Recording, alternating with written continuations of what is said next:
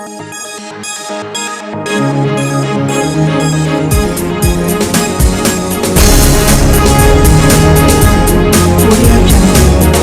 मैं पंकज राज। आज मेरे समक्ष उपस्थित हैं कुणाल जी, जो ब्रह्मर्षि विकास मंच फेडरेशन के एक सदस्य हैं। मैं उनसे कुछ वार्तालाप करूंगा, उनके बारे में जानूंगा कि ये जो फेडरेशन ब्रह्मर्षि विकास मंच जो फेडरेशन है, इसके उपरांत ये और क्या क्या इस ब्रह्मर्षि विकास मंच फेडरेशन में और क्या सुविधा देंगे। सर, जनता कार्य में सब स्वागत है। नमस्कार, मैं किशोर कुणाल, बिहार प्रदेश सचिव ब्रह्मर्षि विकास मंच फेडरेशन की तरफ से आपके सोशल मीडिया के माध्यम से जितने भी आपके श्रोता, आपके दर्शक हैं, उन सबको मैं नमस्कार, प्रणाम, वंदन, अभिनंदन करता हूँ। सर, मेरा सर आपसे क्वेश्चन ये है कि सर, आप ये जो फेडरेशन का जो ये हुआ है, उद्घाटन हुआ है सर आपका ब्रह्मर्षि विकास मंच का, अब सर ये बताइए कि आपसे इसमें सर आपका नया एजेंडा क्या है सर? देखिए, एजेंडे ही एजेंडे हैं, क्योंकि हमारा मंच और संगठन बनाने का मकसद ही यही है कि हमारे पास सिर्फ एक एजेंडा से हम लोग नहीं आए हैं। हमारा कार्य ही है समाज को संगठित करना, और समाज को जब हम संगठित करने निकलते हैं तो अन्य तरह तरह की समस्याएं आती है। उन समस्याओं का निपटारा करते हुए भी लोगों को हम लोग संगठित करते हैं। तो उस संगठित करने के दरमियान जो भी समस्याएं हमारे ब्रह्मर्षि नंदनों के बीच आती है, हमारे ब्रह्मर्षियों के बीच में आती है, जिसमें सबसे प्राथमिकता दी जाती है जो कि शिक्षा का अभी धीरे धीरे देखा जा रहा है कि बहुत अभाव होता जा रहा है। तो हम लोग शिक्षा के क्षेत्र में बहुत ही भरपूर प्रयास कर रहे हैं कि हम अपने जो भी बेरोजगार छात्र हैं, हमारे ब्रह्मर्षि नंदन हैं, उनको ज़्यादा से ज़्यादा शिक्षा मुहैया कराया जाए। उसके लिए जिनको जिस तरह की शिक्षा चाहिए, उस तरह की शिक्षा हम लोग ने एजेंडा बनाया है कि वैसे वैसे फैकल्टी, वैसे वैसे टीम हमारे पास है।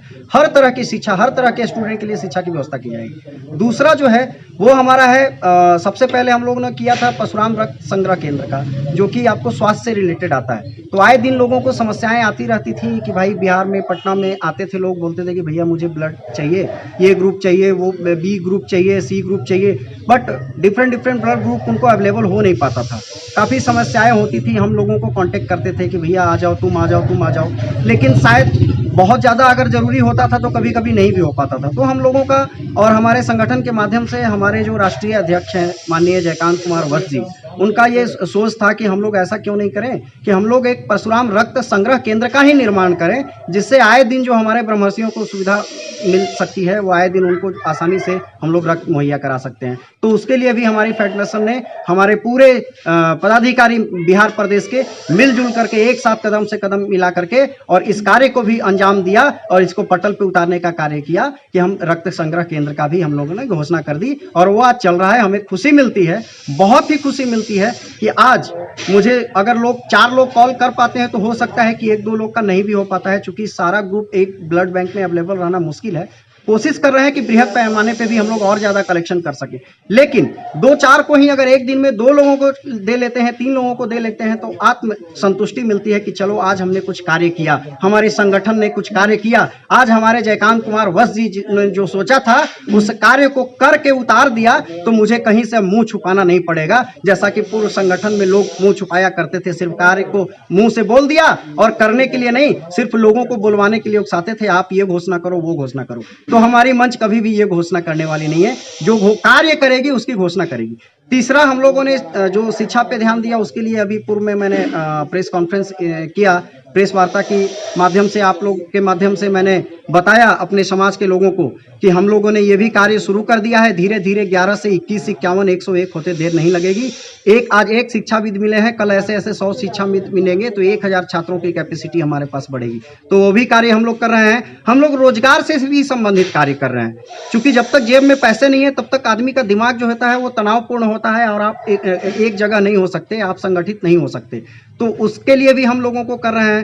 हमारे साथ और भी योजनाएं हैं, सुकन्या विवाह योजना है, सामूहिक विवाह योजना है, और तरह तरह की योजनाएं हैं जो आने वाले समय में हम लोग टाइम टू टाइम आप लोग के माध्यम से हम लोग अपने समाज को बताना चाहेंगे। हम अपने बिहार वासियों को, हम अपने ब्रह्मर्षि नंदनों को बताना चाहेंगे कि हमारा जो कार्य है वो जयकांत कुमार वत्स जी के तत्वावधान में ये संगठन काफ़ी आगे बढ़ चुका है। हमारा विस्तार भी अभी लगभग 13 से 14 जिलों में हो चुका है। बाकी 15 दिनों के अंदर संपूर्ण 38 जिलों में हमारा संगठन विस्तार हो जाएगा, और जब संगठन का पूर्ण विस्तार हुआ तो आप समझ लीजिए कि हमारा पूर्ण सहयोग, हमारे ब्रह्मर्षियों के पूर्ण सहयोग से, इस संगठन के सहयोग से हमारा जो समाज है वो सामाजिक उत्थान में सबसे आगे होगा। जैसा कि पूर्व में हम लोग किया करते थे, हम लोग कल भी आगे थे, आज भी आगे हैं और आगे भी आगे ही रहेंगे। इसके लिए हम लोग इस मंच को बनाया और ये मंच काफ़ी लोगों की शालीनता पूर्वक लोगों के साथ मिलजुल करके चढ़ने का प्रयास कर रही है। सर आपसे सर मेरा नेक्स्ट क्वेश्चन ये है कि आपने जैसे बोला कि मैंने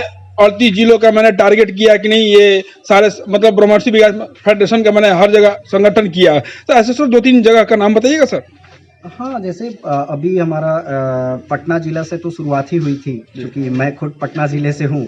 और पटना के बाद आपका आता है छपरा आता है, सिवान आता है, आपका दरभंगा है, भागलपुर है, नवादा, नालंदा, जहानाबाद, ये तीनों ज़िले हमारे काफ़ी मजबूत हो चुके हैं। काफ़ी लोग हमसे प्रेरित होकर के, इस हमसे नहीं बल्कि हमारे मंच, हम अगर मैं हम कहता हूं तो हम मतलब हमारा पूरा संगठन होता है, संगठन के सारे पदाधिकारी होते हैं, इसलिए कभी हमको मैं समझने का प्रयास ना किया जाए। तो हमारा मतलब है कि हमारे संगठन के लोग इस तरीके से जुड़ रहे हैं हमारे संगठन से प्रेरित होकर के कि नवादा, नालंदा, जहानाबाद, गया, अरवल में अभी शुरुआत हुई है, अरवल में भी हो रहा है, भोजपुर में भी काफ़ी लोग तत्परता से जुड़ रहे हैं, आपके बक्सर में भी लोग काफ़ी तत्परता से जुड़ रहे हैं। और हम लोग आगे भी उधर आपका भागलपुर में प्रयास किया है, वहाँ भी लोग जा रहे हैं, सीतामढ़ी, समस्तीपुर, मुजफ्फरपुर में भी विस्तार हो चुका है। अभी मोतिहारी, बेतिया में अभी एक एक दो दो पदाधिकारी जुड़े हैं, लेकिन आने वाले 14 दिनों के अंदर वहाँ भी पूर्ण रूपेण वहाँ पे हमारे संगठन की ये विस्तार हो जाएगी और उसके बाद हम लोग आगे कार्य की घोषणा करेंगे कि अब हमारा संगठन क्या करना चाहता है। सर नेक्स्ट क्वेश्चन आपसे ये है कि जैसे मान लीजिए अगर ये संगठन आप लोग ये तैयार किए हैं ब्रह्मर्षि विकास मंच, सर हो सकता है अगर आपके पीछे भी अगर 50 या 100 या 200 या 500 व्यक्ति आ गए तो आप भी सर राजनीति सर खेल सकते हैं? हमारे साथ तो ऑलरेडी लोग हैं, जो पूर्व से हम लोग थे, जो हमारी विचारधारा थी, वो विचारधारा के लोग तो हमारे साथ आज भी खड़े हैं। आप अगर जो इशारा करना चाहते हैं तो मैं आपको आपके चैनल के माध्यम से बता देना चाहता हूं कि वो लोग जो समाज सेवा करना चाहते थे वो आज भी हमारे साथ हैं, और 100-200 की संख्या में नहीं, आज भी हजारों की संख्या में हमारे साथ है और दिल से हमारे साथ है। पूरा बिहार के ब्रह्मर्षि हैं, वो देख चुके हैं इस इलेक्शन में ही कि ये हमारा संगठन क्या कर रही है और पूर्व में जो संगठन की घोषणा हुई थी वो संगठन क्या कर रही है। तो समाज की बात, आज फिर से समाज की बात होने लगी। आज सारे लोग, सारे जितने नेता थे हमारे ब्रह्मर्षि के, वो सारे लोग फिर से समाज सेवा पे आ गए हैं, लेकिन समाज सेवा की भावना नहीं है। समाज सेवा जो है उनके सिर्फ और सिर्फ जुबान पे बसता है, तो जुबान पे बोल देने से कार्य नहीं होता है। हमारे साथ सारे लोग हैं, हमारे अच्छे अच्छे समाज सेवी हैं हमारे साथ, और उनका जो सबसे बड़ा लक्ष्य है कि समाज को प्रेरित करना, समाज को एकजुट करना, आज भी उस पर कायम है और हम लोग समाज को संगठित कर रहे हैं। अब लोग जो हैं वो जाग चुके हैं, हमारा ब्रह्मर्षि जाग चुका है, जन जन तक ये अभियान पहुंच चुका है कि हम संगठित हों, और हम अपने दुश्मनों को बता देना चाहते हैं कि हम जब संगठित हो गए तो हम अपना कार्य खुद ही पूर्ण कर सकते हैं। हमें किसी से कार्य की अभिलाषा नहीं होगी, हमें किसी से मदद की कोई अभिलाषा नहीं होगी। ये हम संगठन के माध्यम से हमारे दुश्मन यानी कि जो हमारे ब्रह्मर्षियों पर वार करते हैं, हमारे ब्रह्मर्षियों को नीचा दिखाने का प्रयास करते हैं, उन लोगों की तरफ मेरा इशारा है कि कभी भी ये भूल ना करे सोचने की कि आप ब्रह्मर्षि को गिरा सकते हैं, क्योंकि ब्रह्मर्षि ही एक ऐसा समाज है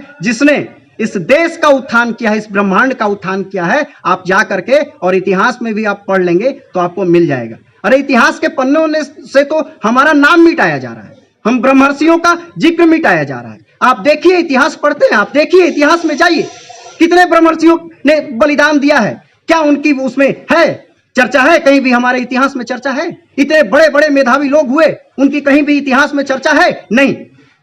यहाँ के पॉलिटिशियन ने उनको, किसी खास लोगों को हाईजैक कर लिया है कि भैया मैं जो कहूंगा वही तुम इतिहास लिखोगे, मैं जो बनाता हूं वही इतिहास है। ऐसा नहीं है। हमारी संगठन जाग चुकी है और इतिहास को इतिहास बना के रहेंगे। हमारा इतिहास जितना मजबूत था, हमारा अभी वर्तमान भी उतना मजबूत है और भविष्य भी हमारा मजबूत होगा। हम तो लोगों को मजबूत करने का कार्य करते हैं, हमें कोई तोड़ने का प्रयास करे ये उसकी भूल होगी। मैं अपने संगठन के माध्यम से ये लोगों को बता देना चाहता हूँ। सर जनता के बहुत बहुत धन्यवाद आपका सर। नमस्कार, धन्यवाद।